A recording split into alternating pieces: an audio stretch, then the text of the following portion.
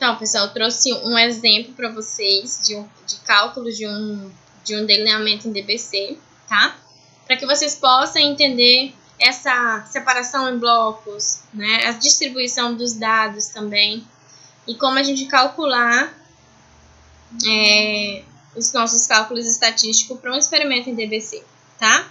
Então, eu trouxe um exemplo bem legal aqui, que é um experimento que foi conduzido para verificar o efeito de 4 formulações de rações, né, para influenciar no ganho de peso em suínos.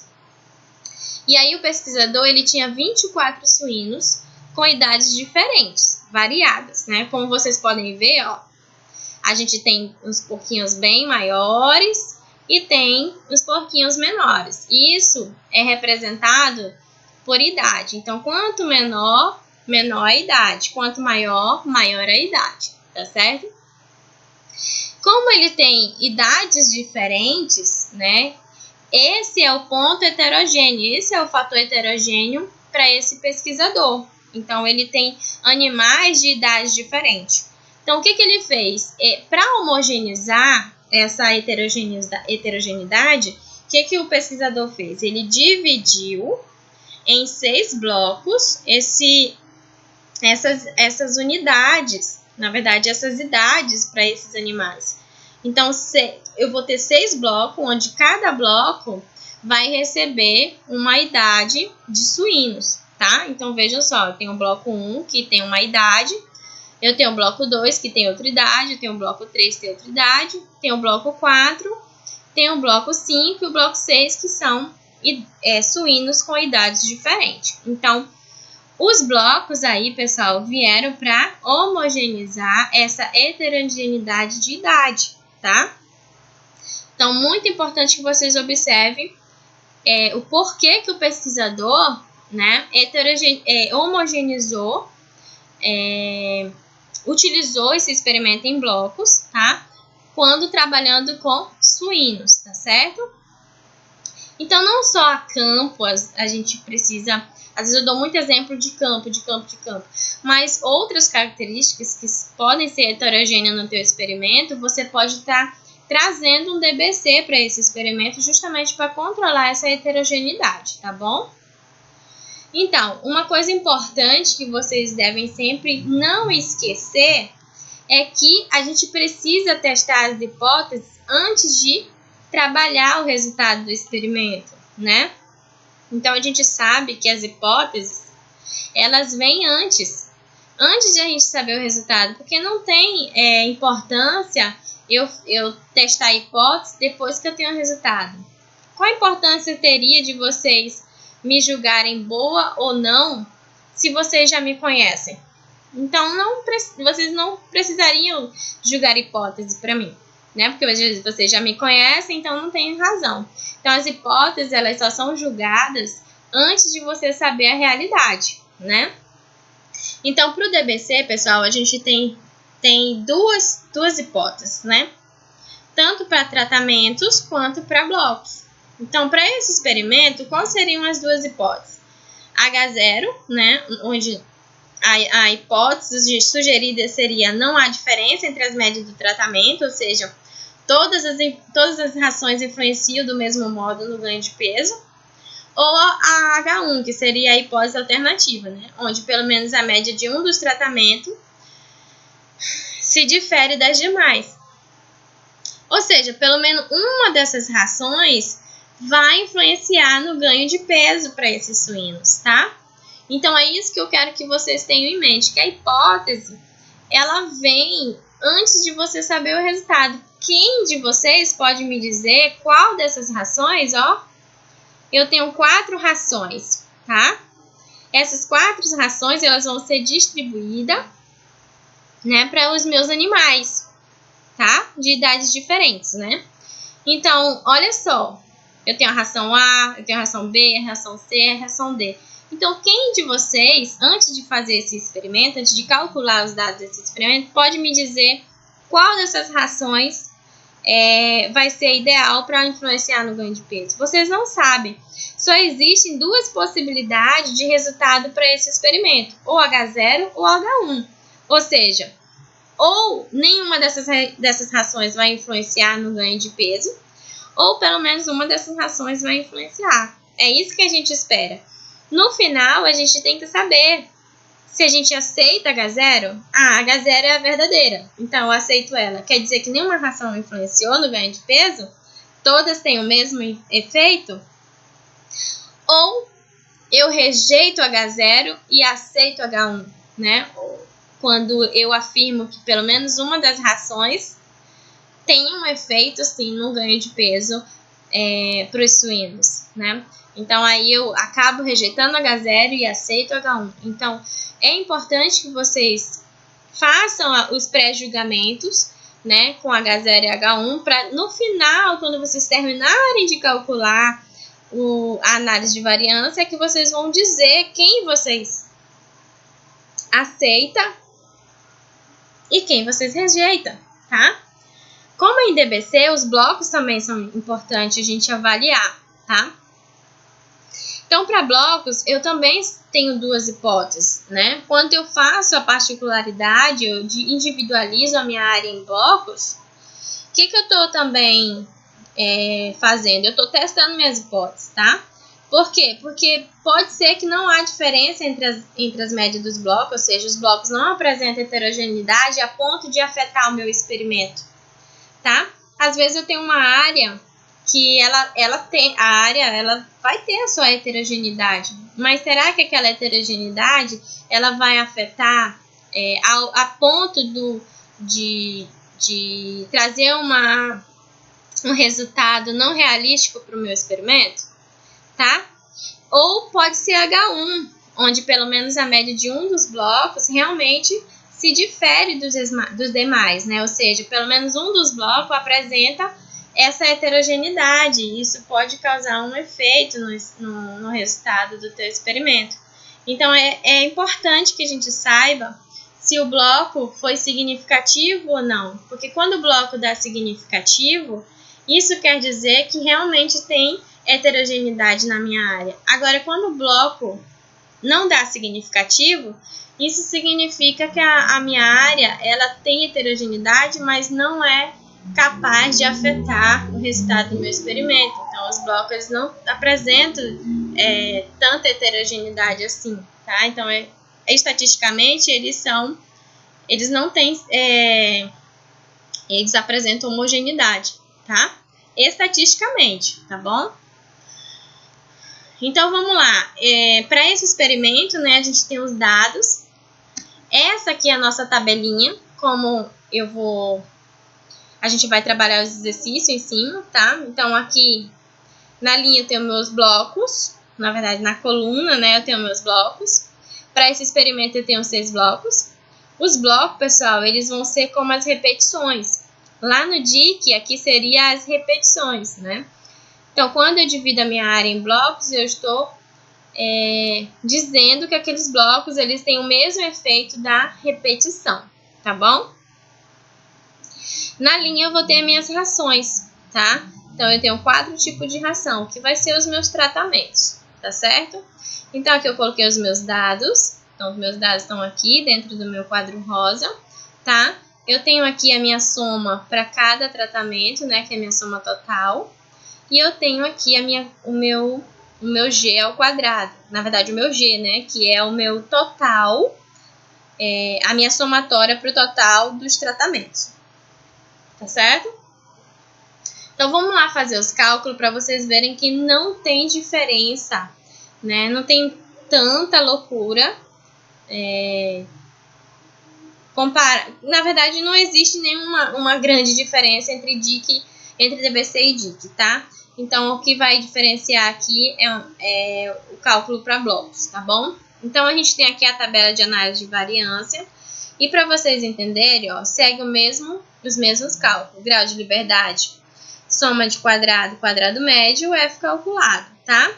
O que vocês vão ver de diferente aqui? Que lá para a DIC eu não tenho blocos, porque eu não trabalho com blocos, né? A área é homogênea, então não preciso trabalhar blocos. Como em DBC eu trabalho blocos, eu vou ter mais um fator de variação, que são os blocos, né? E aquilo que eu falei para vocês, os blocos, quando eu acrescento esse fator de variação, eu acabo diminuindo o grau de liberdade do resíduo, tá? E isso pode afetar diretamente o F, né? Então, vamos lá fazer os cálculos. Então, para esse experimento, eu tenho 4 tratamentos, né? Onde para grau de liberdade de tratamento eu vou ter 4 tratamentos, menos 1 grau, eu vou ter 3, né? Para grau de liberdade para blocos, né? Eu tenho 6 blocos menos 1 grau de liberdade dá 5, certo? E para grau de liberdade total, eu tenho 4 rações vezes 6, né, blocos, que vai dar 24 menos 1 grau de liberdade, 23, tá? Para grau de liberdade do resíduo, o que acontece? Eu tenho que diminuir, né, o grau de liberdade total menos grau de liberdade de tratamento menos grau de liberdade do bloco, que vai ser 23 menos 3, que dá 20, e 20 menos 5 dá 15, né? Então, a gente tem 15 graus de liberdade para resíduo, tá? Que é um pouco baixo, né? Não tá fora do aceitável, tá? Mas tá ali mediano. Então, quanto menor, se eu tivesse um grau de liberdade de resíduo menor que 15, já ficaria mais complicado o meu F, tá? Então, vamos lá para a soma de quadrado. Então, eu melhorei aqui a tabelinha para vocês enxergarem melhor, tá? A mesma coisa, quando eu vou fazer soma de quadrado total, a primeira coisa que eu tenho que fazer é correção. O que é correção? Correção é a somatória total dos tratamentos ao quadrado, que é 334, vezes tratamento vezes repetições. Quer dizer, dividido por tratamento vezes repetições, né? Então, 334 ao quadrado dividido por 24, né? Onde 4 vezes 6 é 24, dá uma correção de 46,48,17, tá? A soma de quadrado total vai seguir o mesmo para DIC. O que é a soma de quadrado total? Eu vou somar ao quadrado todos os indivíduos da minha tabela, tá? Quem é todos os meus indivíduos? São os meus 4 tratamentos vezes os meus 6 blocos, né? Então, 6 vezes 4, 24. Eu tenho 24 indivíduos aqui dentro desse quadrado rosa. Então, eu vou colocar todo mundo ao quadrado, ó, 18 ao quadrado, 16 ao quadrado, até o último número, que é 8 ao quadrado, e vou diminuir pela correção, tá? Então, o meu valor da somatória ao quadrado deu 49,92, menos a correção deu 343,83, beleza? Então, a gente vai colocando, né? Colocando no quadro nosso resultado para a gente não se perder depois. Vamos lá para a soma de quadrado de tratamento. Vamos utilizar a correção? Vamos utilizar a correção. Soma de quadrado de tratamento, pessoal, é a soma de todos os tratamentos ao quadrado, ou seja, tá vendo esse rosa choque? Essa aqui é a soma dos meus tratamentos ao quadrado, tá? A soma de cada um desses tratamentos ao quadrado, tá bom? Então, eu pego a somatória total de cada tratamento, que é a somatória total do tratamento 1. 18, 16, 12, 16, 13, 10 dá 85. Então, 85 ao quadrado, mais 82 ao quadrado, mais 81 ao quadrado, mais 86 ao quadrado, tá? Vocês vão dividir essa somatória pelo número de repetição. Então, aquilo que eu falei para vocês, quantas repetições eu tenho aqui? Eu tenho 6 repetições, né? O bloco ele está representando a minha repetição. Então, eu vou dividir essa somatória ao quadrado por 6 e depois diminuir pela correção. Eu tive um total de 46,51, menos a correção, deu 2,83. Né? Olha lá, 2,83. Vamos agora fazer a soma de quadrado para blocos. Então, vejam só. Enquanto tratamento eu divido por repetição, blocos eu vou dividir por número de tratamentos, tá? Olha só.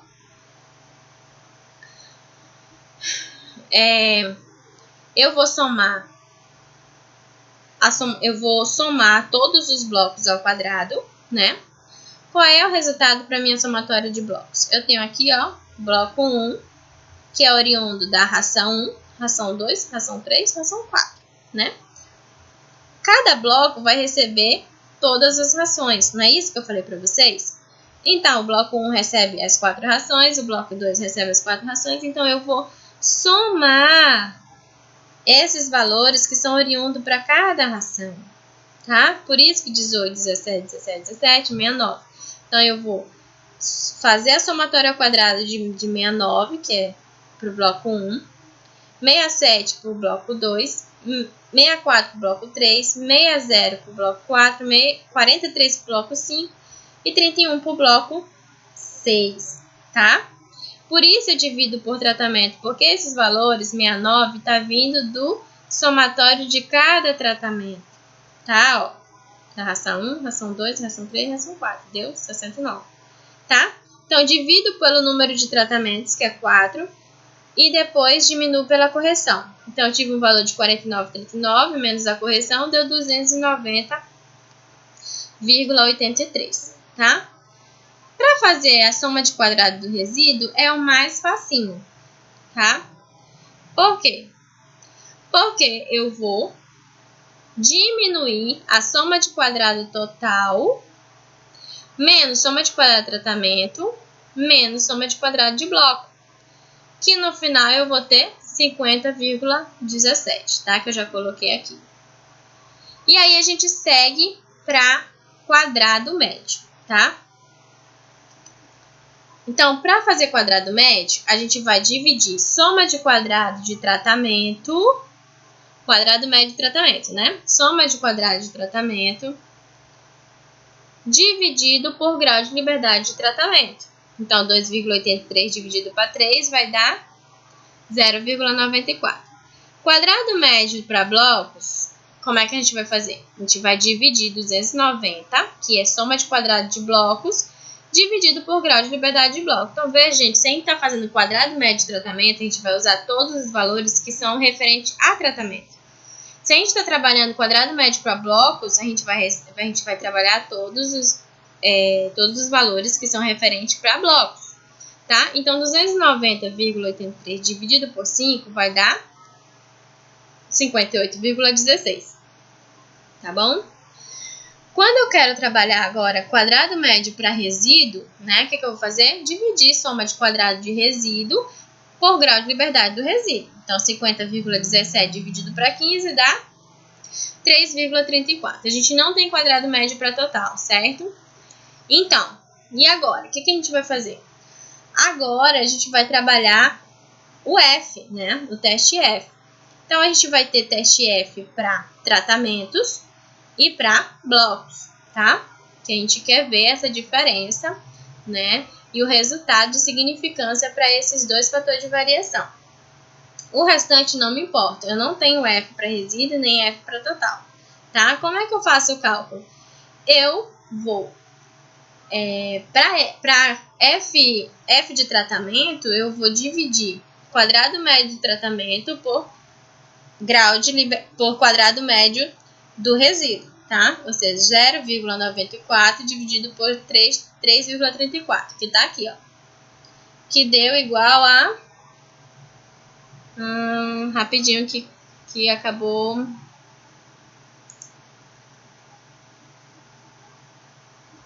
Deixa eu ver aqui. Que saiu. Mas, enfim, vamos lá. Que deu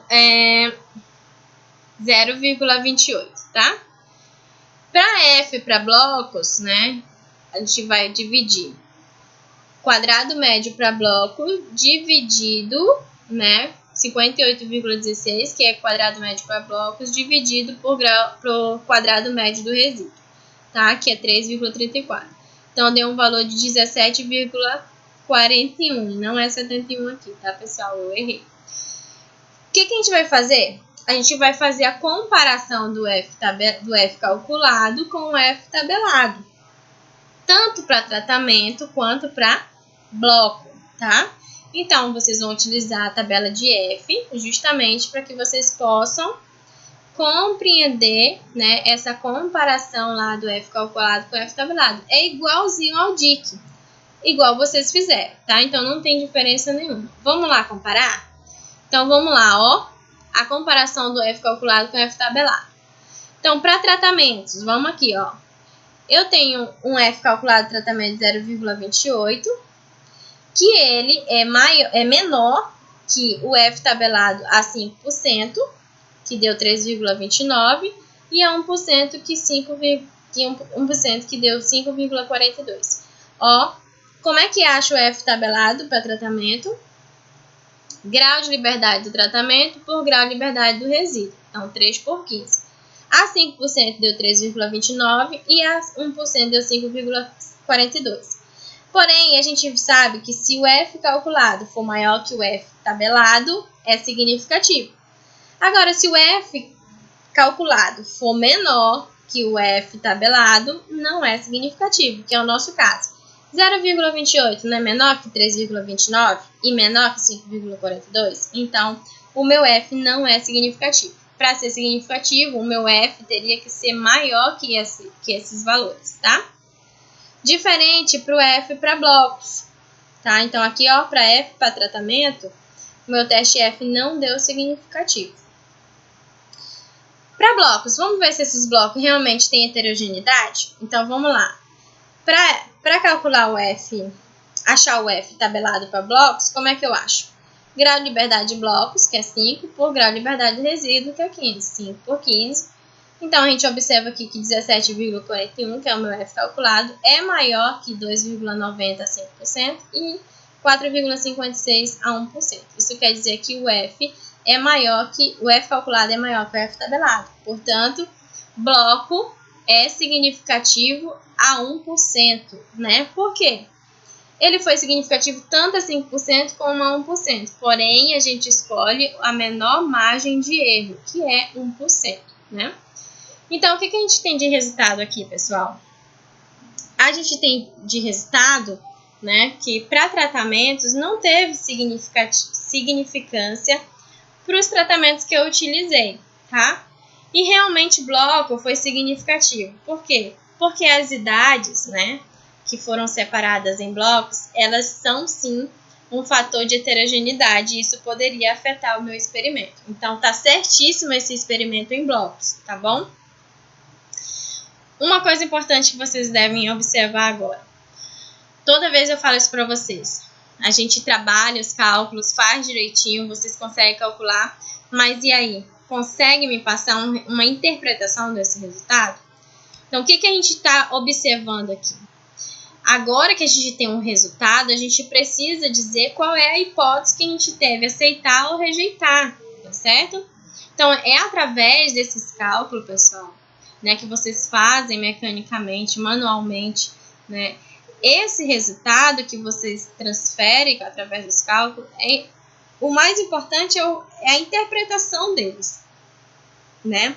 E então chegar à finalidade desse experimento, que é dizer qual a hipótese que está certa, né? Qual que é a hipótese que você vai aceitar, qual a hipótese que você vai rejeitar e o que esse experimento está te dizendo, né? Como resultado, o que a gente está vendo aqui? Os tratamentos não foram significativos. Quem são meus tratamentos? Os tratamentos são as rações, né? Os 4 tipos de rações que foi dado para esses suínos.